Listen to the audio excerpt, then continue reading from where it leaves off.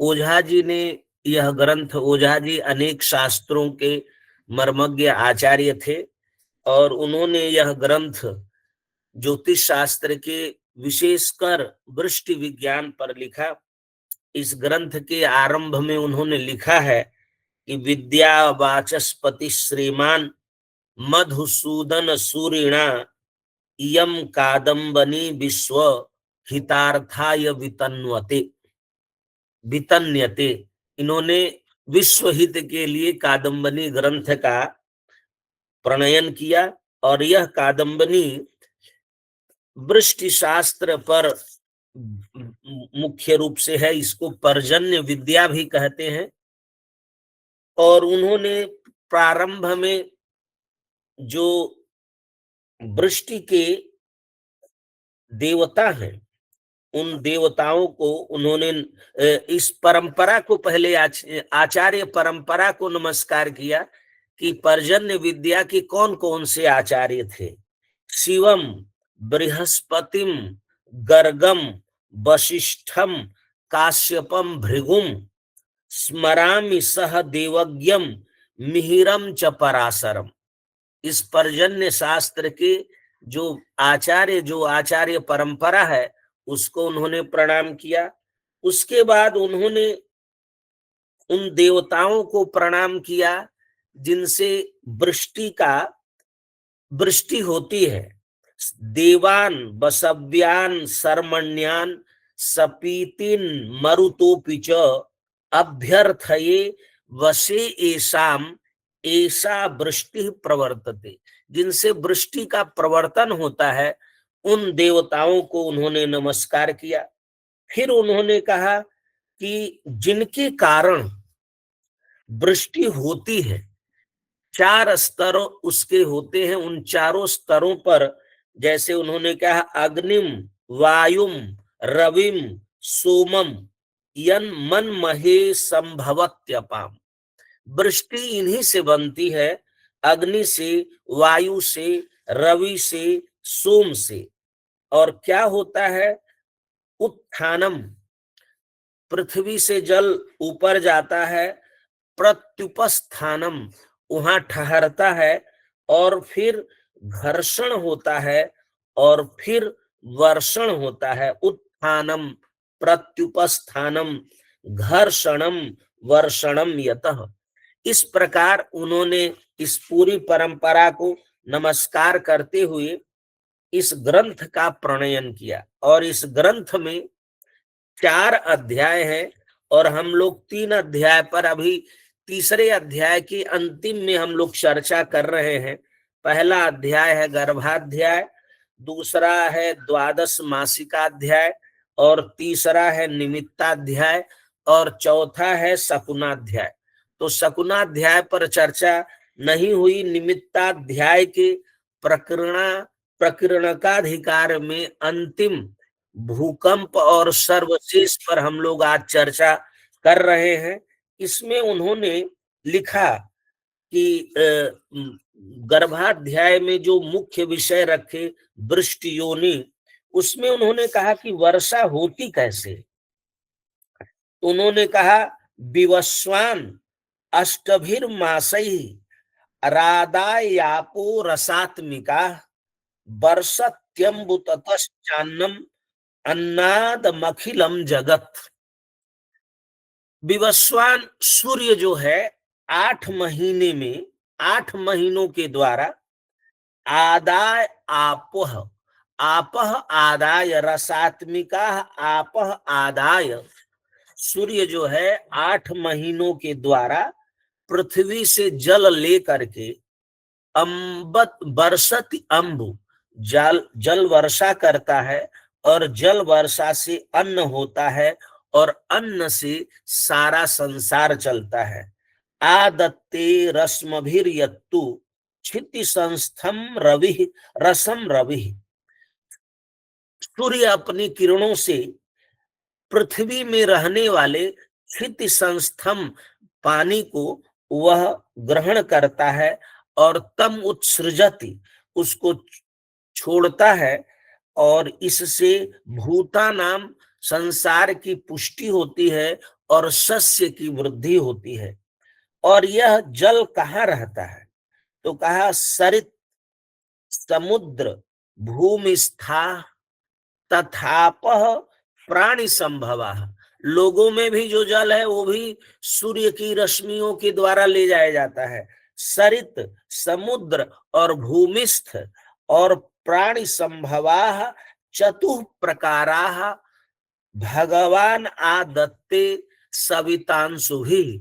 भगवान सूर्य अपने किरणों के द्वारा इन 4 प्रकार के जलों को ले जाते हैं और उन्हीं से विवस्वान अंशुहि तीक्ष्ण आदाय जगती जलम, संसार के जल को ले जाते हैं और सोमम पुष्णाति सोमस्तु वायु नाडी मय दिवम जलैर्विक्षिप्यते भ्रेषु धूमाग्न्य धूमाग्न्य अनिल मूर्तिषु अभ्रस्थाः प्रपतन्त्यापो वायुना समुदीरिता।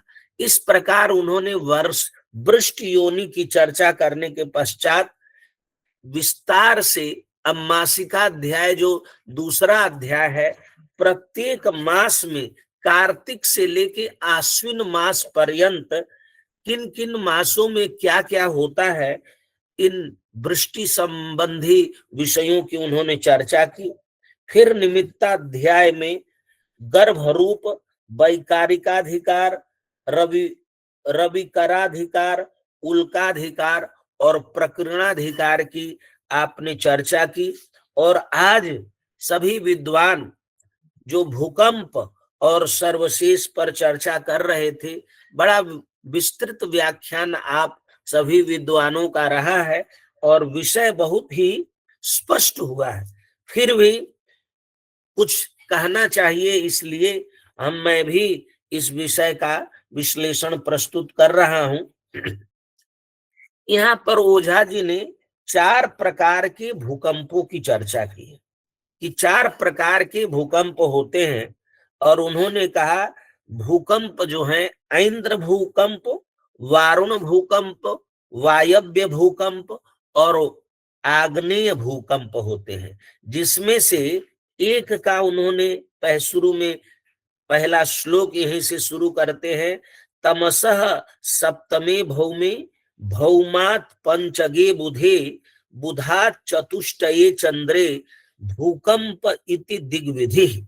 उन्होंने बताया कि यदि राहु से 7वें मंगल होने पर, मंगल से 5वें बुध होने पर, अब बुध से 4थे चंद्रमा होने पर भूकंप होता है। यह प्रथम भूकंप जिसको ऐन्द्र भूकंप कहते हैं, इसकी उन्होंने चर्चा की। तो ये हमें देखना चाहिए कि दुनिया भर में जब भूकंप होते हैं तो क्या ऐसी स्थिति रहती है, ऐसी स्थिति बनती है? यदि, क्योंकि ये तो निमित्त शास्त्र है, तो हमें इसका दुनिया भर के हुए भूकंपों का परीक्षण करना चाहिए कि क्या ऐसी स्थिति रही है। जिन स्थितियों की चर्चा इस प्रकरण में ओझा जी ने दिया है, और उन्होंने कहा कि दिन के प्रथम, द्वितीय, तृतीय और चतुर्थ भाग में क्रम से वायु, अग्नि, इंद्र और वरुण के मंडल कहे जाते हैं। ये 4 मंडलों की भी चर्चा की। तो प्रथम दिन के प्रथम भाग, द्वितीय भाग, तृतीय भाग और चतुर्थ भाग को उन्होंने उन 4 मंडलों की चर्चा की और उसके पश्चात प्रत्येक मंडल को विस्तार से बताया है। ये भी हमें आज के वैज्ञानिक जैसे भूकंप का विश्लेषण करते हैं और ज्योतिष शास्त्र में जैसा भूकंप का विश्लेषण किया गया है, उनका हमें समन्वय करके तुलनात्मक विधि से विश्लेषण करना चाहिए। अंत में उन्होंने इस प्रकरण में 399 श्लोक में लिखा कि वायव्य भूकंप के होने पर क्या होता है। वायव्य मंडल संबंधी भूकंप हो तो जल, धान्य और औषधि का नाश होता है तथा मत्स्य देश, दशारण देश, सौराष्ट्र, मगध और कुरु देशों में पीड़ा होती है। वायव्ये भूमिकंपे च जल सस्योषधि क्षय पीड़ा मत्स्य दसारणे च सौराष्ट्रे मगधे कुरौ। अब हमें यह निर्धारित करना है कि यदि इन प्रांतों में भूकंप आया तो क्या वह वायव्य भूकंप था, जैसा कि ओझा जी वायव्य भूकंप की चर्चा कर रहे हैं। दूसरा, आग्नेय भूकंप के की स्थिति की चर्चा करते हुए कि अग्निमंडल संबंधी भूकंप होने पर मेघ और जलाशयों का नाश होता है तथा अंग बंग कलिंग वाहलिक द्रविण और अस्मग देशों में पीड़ा होती है। आग्नेये भूमिकंपे च मेघ तोयाशय पीड़ा कलिंग बंगांगा वाहलिक द्रविणास्मके। इसी तरह से यथेष्टे जायते वृष्टि भूकंपे त्वैन्द्र मंडले पीड़ा काश्याम सुवास्तौ च मालवार्बुद पौरवे।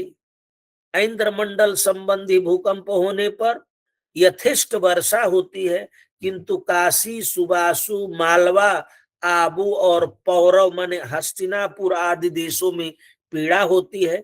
और वारुण मंडल में भूकंप होने से महावृष्टि होती है तथा चेदी गोनद वैदेह किरात और कुकुर आदि देशों की क्षति होती है। तो इस प्रकार से हन्यन्ते फलमन्योन्यम भिन्ने बेलाभ मंडले ऐन्द्र वारुणयोर्वेगे सुभिक्षम वृष्टिरुत्तमा। और समय और नक्षत्र मंडल के भिन्न होने पर यदि नक्षत्र किसी दूसरे मंडल का हो और समय दूसरे मंडल का हो तो एक दूसरे का फल नष्ट हो जाता है, किंतु ऐन्द्र वारुण मंडल के योग से भूकंप होने पर सुभिक्ष और अच्छी वर्षा होती है। अब आगामी भूकंपों का तो हम नहीं जानते, लेकिन जो भूकंप हो गए हैं उन भूकंपों के माध्यम से इसका हमें विश्लेषण, तुलनात्मक विश्लेषण, इसको हम कहते हैं केस स्टडी, कि ज्योतिष शास्त्र का ग्रंथ है और जो भूकंप हुए हैं उनका इससे विश्लेषण, उन प्रदेशों प्रांतों में जो हुआ है उनका विश्लेषण करके यदि हम प्रामाणिक रूप से शोध पत्र प्रकाशित करते हैं तो हमारे इस शास्त्र की महत्ता और अधिक बढ़ेगी। इसी प्रकार से उन्होंने सर्वशेष प्रकरण में बहुत सी बातें कही हैं जिनका उल्लेख सभी विद्वानों ने किया है।